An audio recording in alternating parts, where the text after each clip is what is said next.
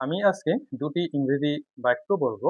সেই সাথে একই ওয়ার্ড দুটি বাক্যে কখন অ্যাডজেক্টিভ ও প্রেজেন্ট পার্টিসিপল ও অন্য বাক্যে জিরান ভার্ব ও নাউন হিসাবে কাজ করে থাকে। Salma is dancing. সালমা নাচছে।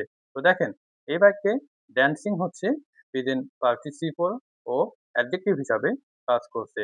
কেননা ঈদের ঈদের উপর নির্ভর করেই কিন্তু এখানে ড্যান্সিং হয়েছে এবং এটা হচ্ছে প্রেজেন্ট কন্টিনিউয়াস টেন্সের স্ট্রাকচার ফলো করা হয়েছে।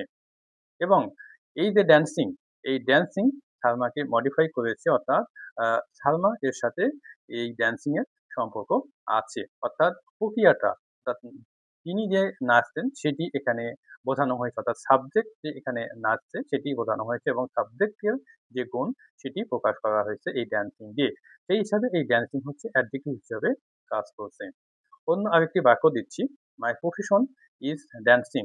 আমার পেশা নাচ। তো দেখেন এখানে যে ড্যান্সিং বসানো হয়েছে ঈদের উপর নির্ভর করে না।